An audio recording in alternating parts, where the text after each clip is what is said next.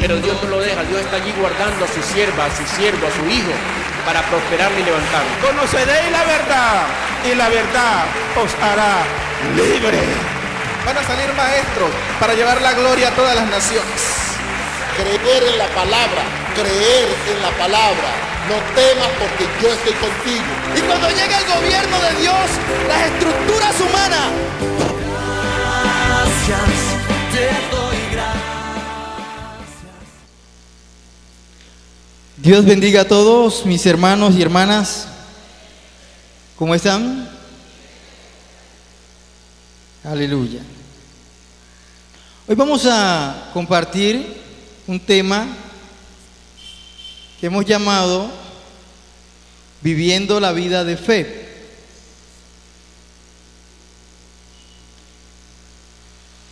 Para empezar este tema, quiero que abra su Biblia en el libro del profeta Habacuc, capítulo 2, versículo 4.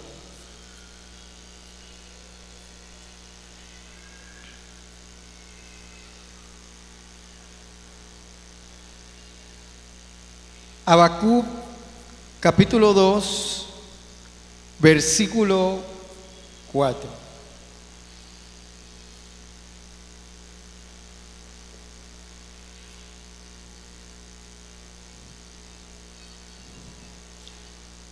¿Ya estamos allí?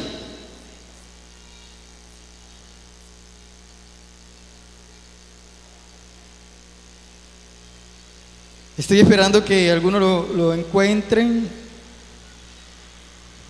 Si llega al libro de Zacarías, devuélvase unas cuantas páginas del libro de Zacarías y ahí encuentra a Habacuc.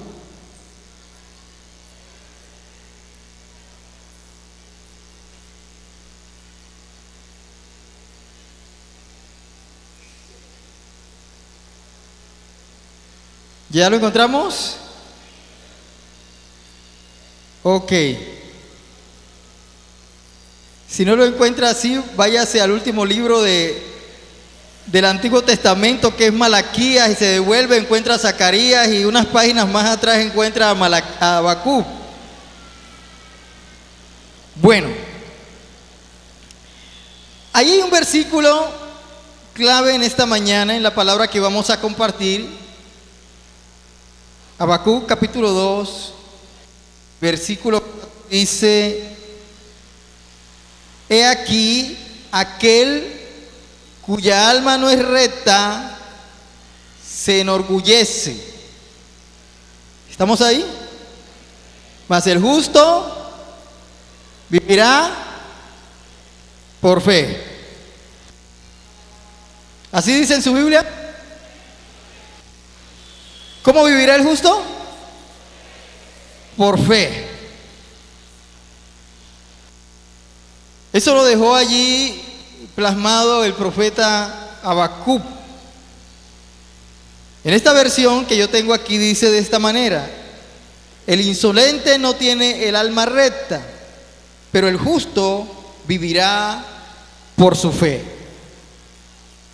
Por su fe. Por su fe. Padre, quiero bendecirte en esta mañana y quiero darte muchas gracias. Gracias por estar en medio de nosotros, Espíritu Santo. Gracias por visitarnos. Te doy la alabanza, la gloria y la honra a ti, Padre, en el nombre de Jesús.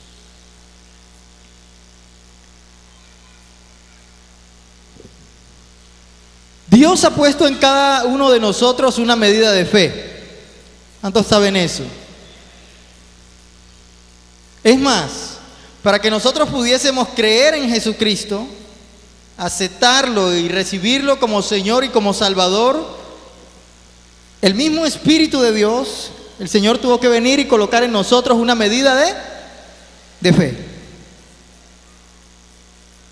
Usted lo puede leer en la carta del apóstol Pablo a los Efesios, cuando dice que por fe, somos salvos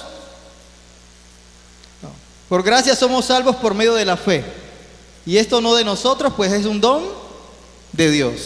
O sea, que Dios pone una medida, algo, cuando el Espíritu Santo nos está convenciendo, cuando el Señor nos está convenciendo a través de alguna persona, en ese momento, lo que está haciendo realmente, présteme mucha atención y conéctese con lo que yo estoy hablando.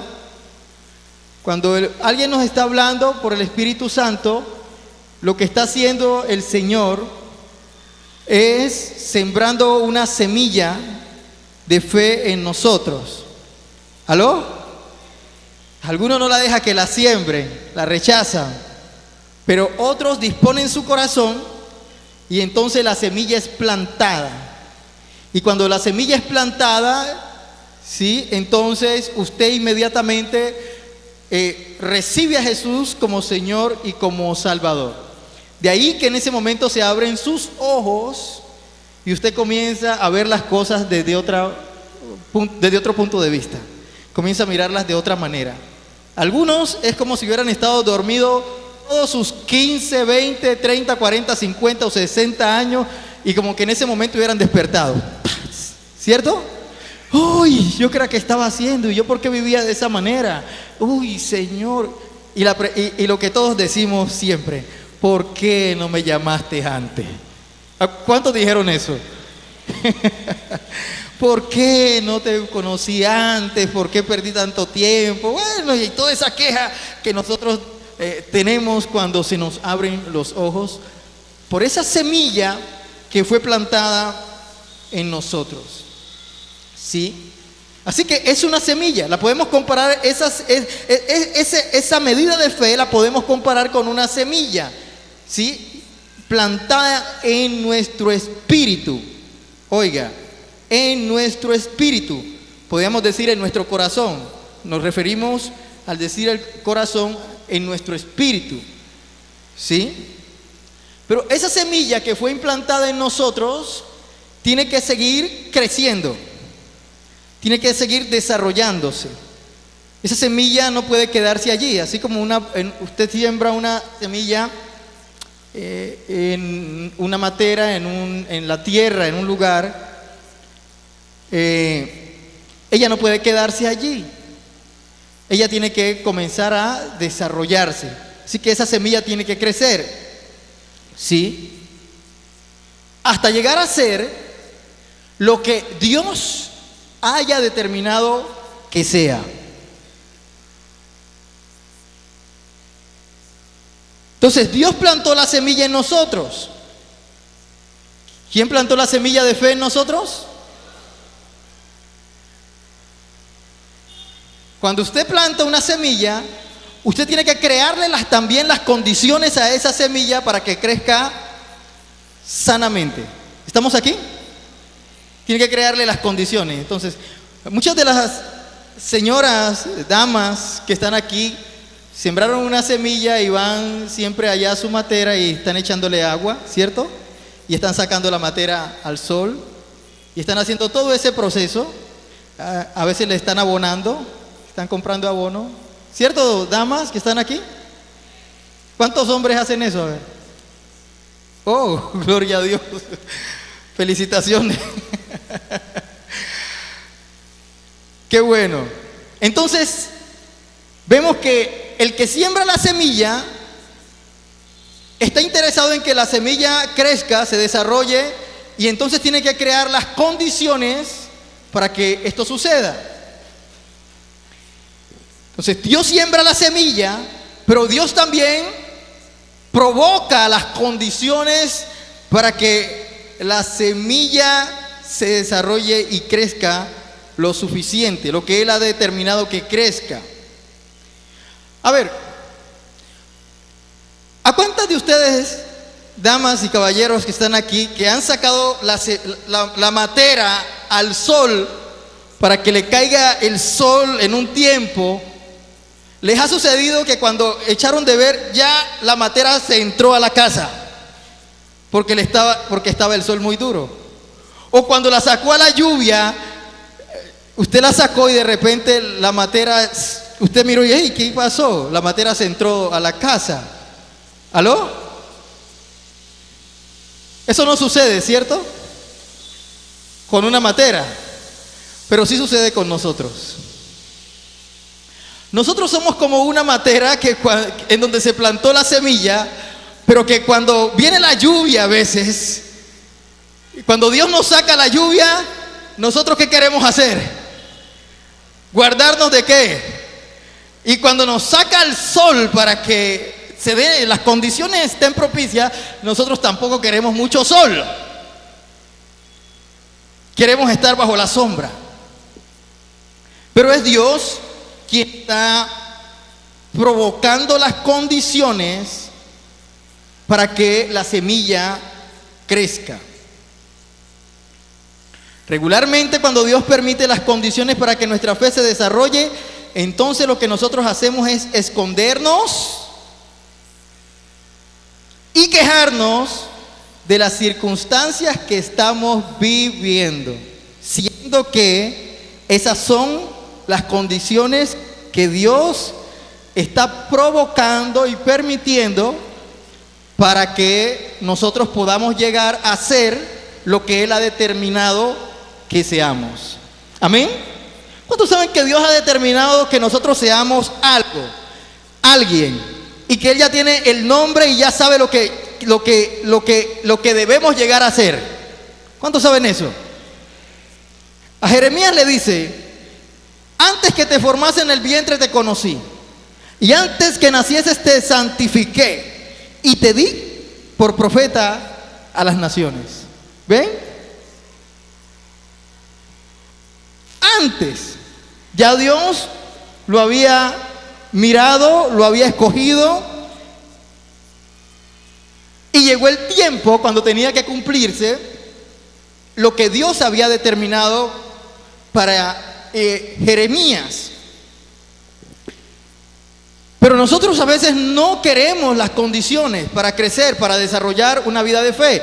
Por eso es que vivimos una vida muy religiosa.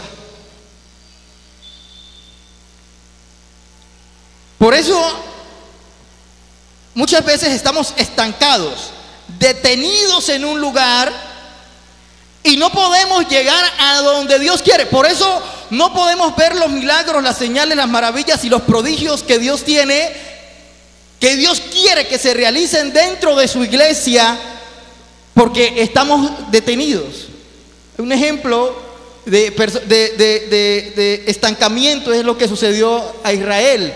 Israel se estancó en el desierto 40 años, sencillamente porque no aprendieron a vivir la vida de fe.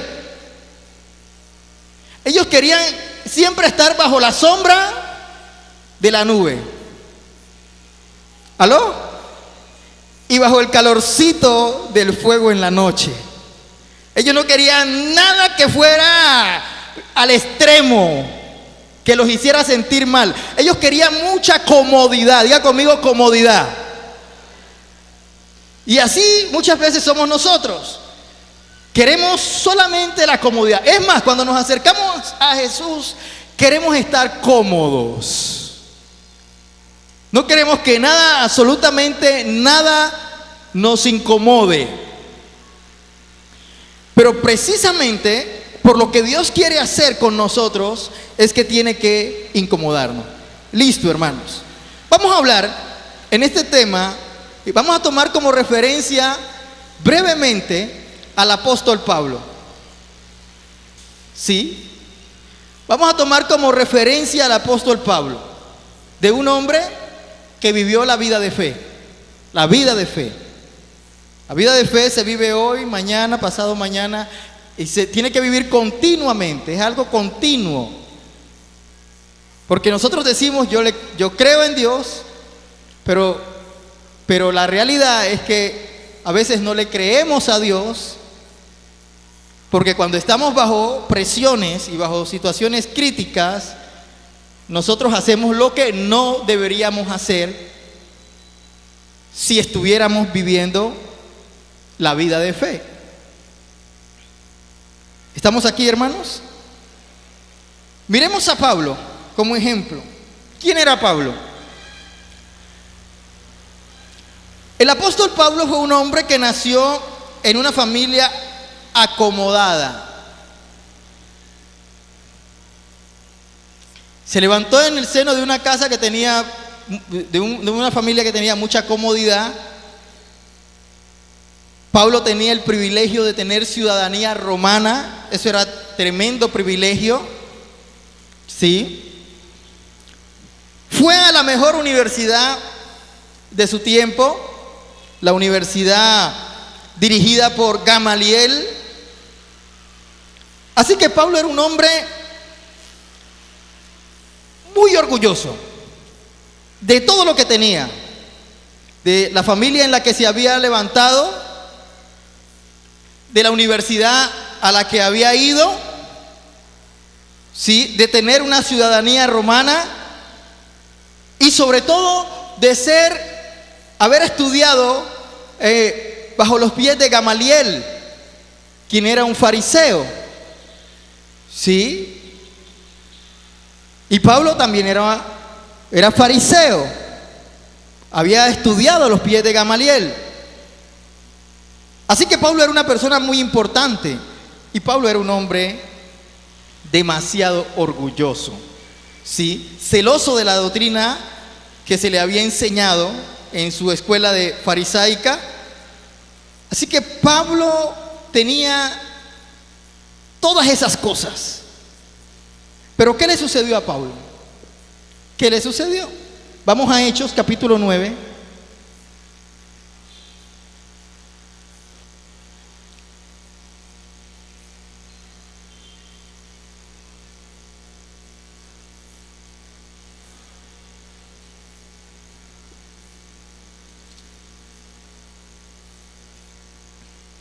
Versículo 10.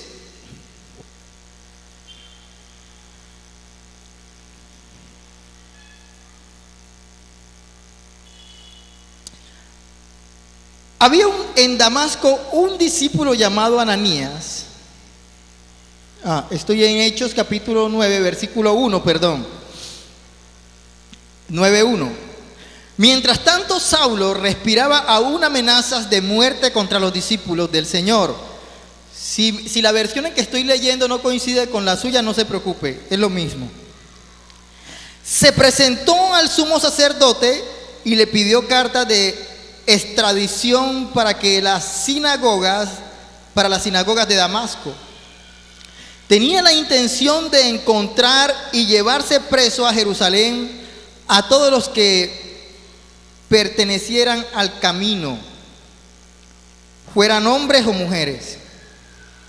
En el viaje sucedió que al acercarse a Damasco, una luz del cielo relampagueó y de repente a su alrededor. Él cayó al suelo y oyó una voz que le decía: Saulo, Saulo, ¿por qué me persigues? ¿Quién eres, Señor?, preguntó. Yo soy Jesús, a quien tú persigues. Levántate y entra en la ciudad, porque allí se te dirá lo que tienes que hacer. Eso fue lo que le sucedió a Pablo en el camino. Iba con todo su temple, su soberbia, su orgullo, a arrestar a los cristianos, a los que estaban predicando el evangelio, a los del camino, porque así les llamaban a los cristianos en ese tiempo. Y se encontró con Jesús en el camino. Lo rodeó un resplandor y cayó al suelo. Y en ese momento, la vida de Pablo comenzó a ser transformada. Ahora ese hombre orgulloso está preguntando: ¿quién eres, Señor? Y él dice el Señor: yo soy Jesús, a quien tú persigues. Ahora Dios lo manda a un lugar y que espere en ese lugar. Ese hombre orgulloso tuvieron que llevarlo cogido de manos, lo tuvieron que llevar hasta ese lugar porque había quedado completamente ciego. Ahora, Dios anticipa le anticipa a uno de sus discípulos lo que va a hacer con la vida de Pablo.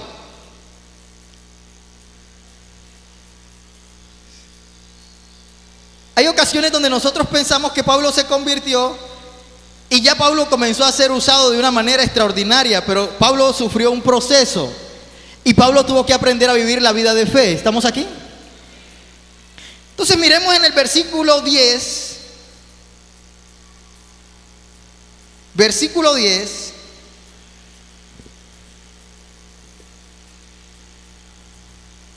Dice, había en Damasco un discípulo llamado Ananías, a quien el Señor llamó en una visión: Ananías.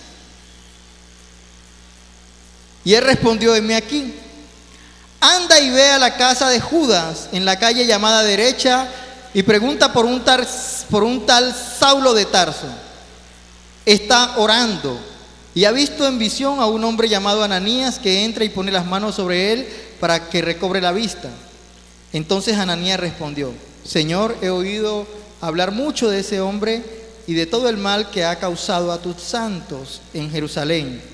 Y ahora lo tenemos aquí, autorizado por los jefes de los sacerdotes para llevarse presos a todos los que invocan tu nombre. Ve, insistió el Señor, porque ese hombre es mi instrumento escogido para dar a conocer mi nombre tanto a las naciones y a sus reyes como al pueblo de Israel. Yo le mostraré cuánto tendrá que padecer por mi nombre. ¿Aló?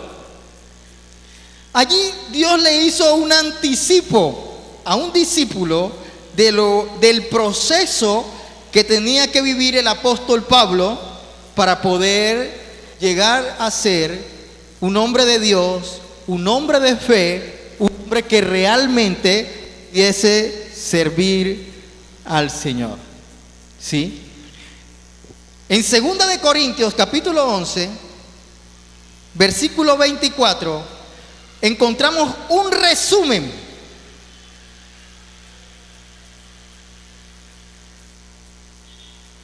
No sé si César vino esta mañana. ¿César está aquí?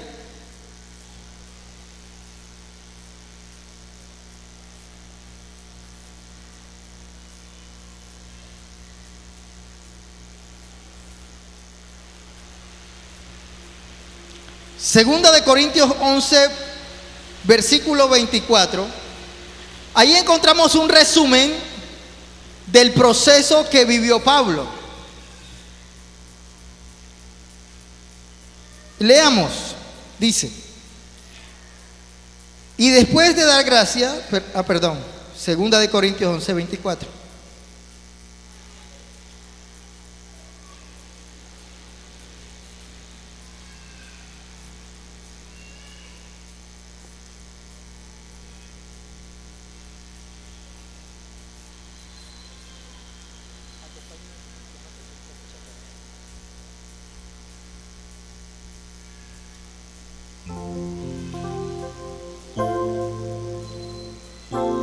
Dice: 5 veces recibí de los judíos los 39 azotes,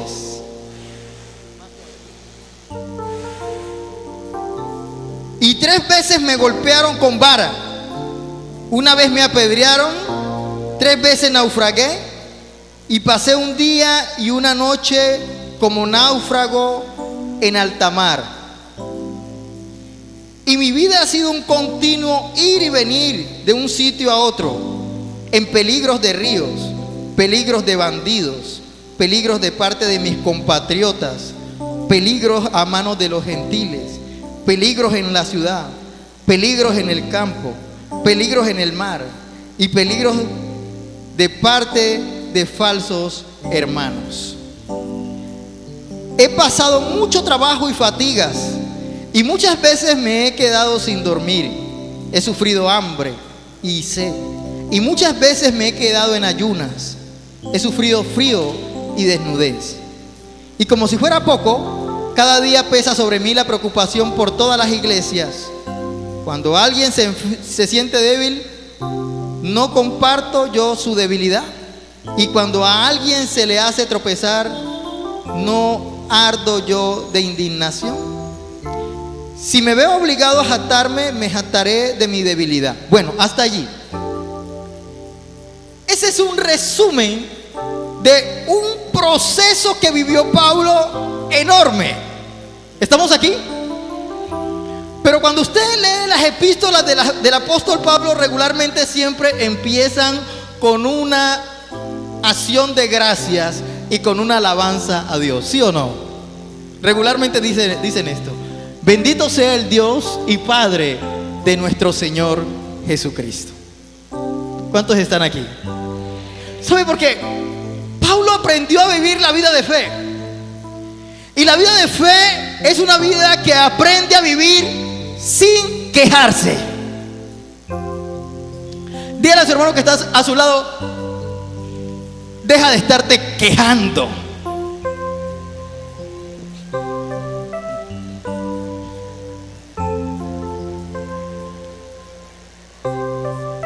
Ahora mírelo nuevamente y dígale: alaba a Dios.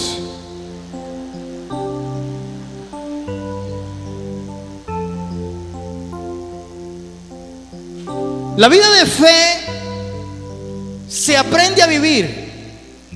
Y Pablo muestra cómo fue su vida. Jesús dio un anticipo de lo que iba a hacer, pero dio un anticipo de lo grande que iba a ser su ministerio, ¿sí o no? Le dice a Ananías: ve, porque ese instrumento escogido me es para llevar mi nombre en presencia de reyes y de naciones. Pero la otra parte, porque yo le mostraré cuánto le es necesario padecer por causa de mi nombre.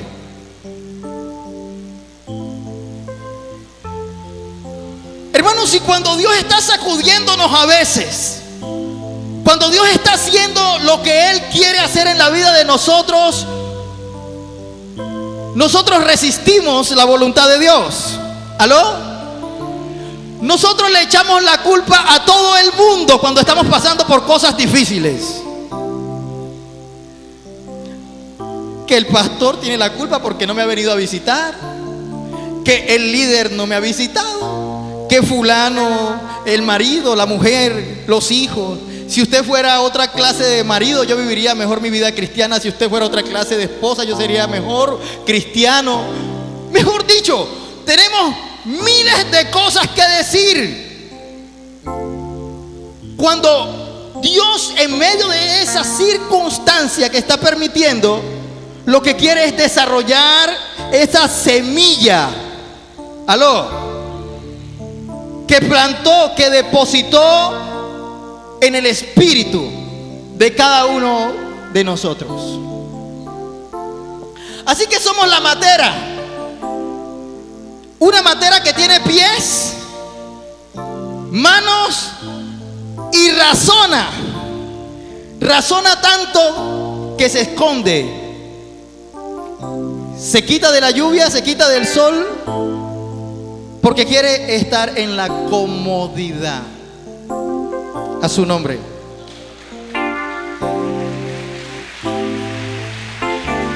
Gloria a Jesús.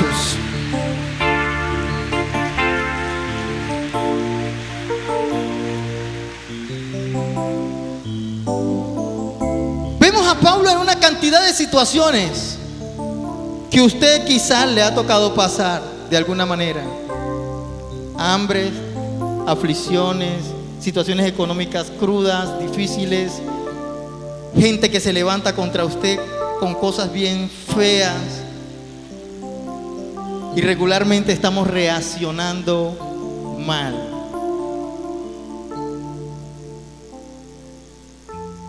¿Estamos aquí?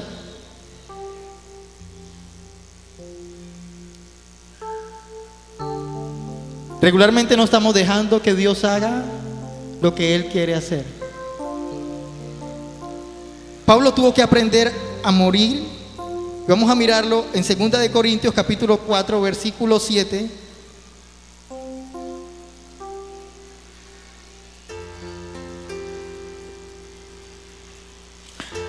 Vamos a leer desde el 4:1 porque me gusta esta versión. Esta versión habla claramente de las cosas las dice con mucha sencillez. Dice, por esto ya que por las misericordias de Dios tenemos este ministerio, no nos desanimamos. Más bien hemos renunciado a todo lo vergonzoso que se hace a escondida. ¿Aló? Mira lo que dice. Pablo dice, nosotros teniendo este ministerio, Dios nos había llamado, dice, no nos desanimamos. Antes, más bien, renunciamos a todo lo vergonzoso que se hace, ¿cómo? ¿Cómo? A escondidas. Más bien hemos renunciado a todo lo vergonzoso que se hace a escondidas. No actuamos con engaño, ni torcemos la palabra de Dios. Al contrario, mediante la clara exposición de la verdad, nos recomendamos a toda conciencia humana en la presencia de Dios. Pero nuestro evangelio no está encubierto.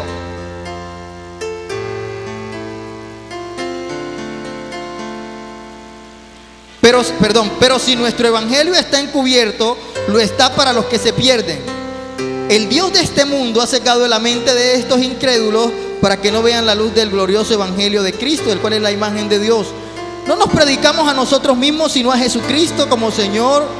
Nosotros no somos más que servidores de ustedes por causa de Jesús, porque Dios que ordenó que la luz resplandeciera en las tinieblas, hizo brillar su luz en nuestros corazones para que conociéramos la gloria de Dios que resplandece en el rostro de Jesucristo. Ahora el versículo 7 dice, pero tenemos este tesoro en vasijas de barro para que se vea que tan sublime poder viene de Dios y no de nosotros. Nos vemos atribulados en todo. ¿En qué dice Pablo? ¿Pero no qué? Pero no angustiados, ¿verdad? Perplejos, dice él. ¿Cómo dice en esa versión?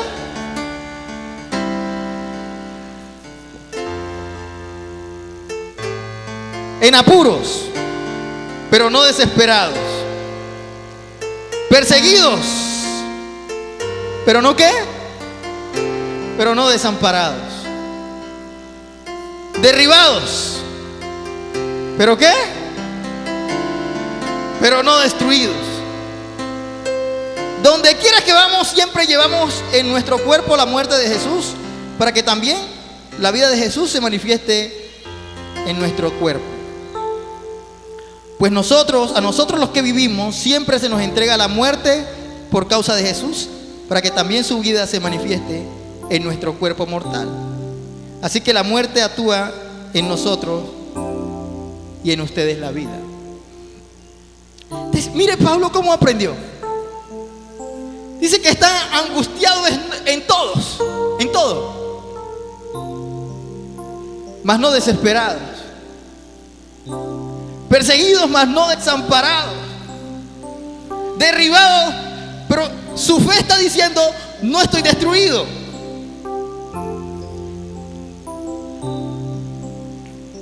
Habían presiones tan fuertes sobre la vida de Pablo que lo llevaban a verse en esas condiciones.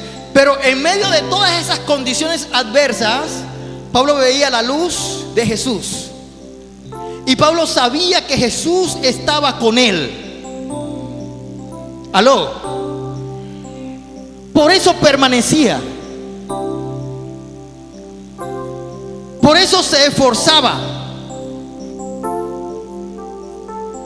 Cuando venía el naufragio, estaba en medio del mar y naufragaron. Allá Pablo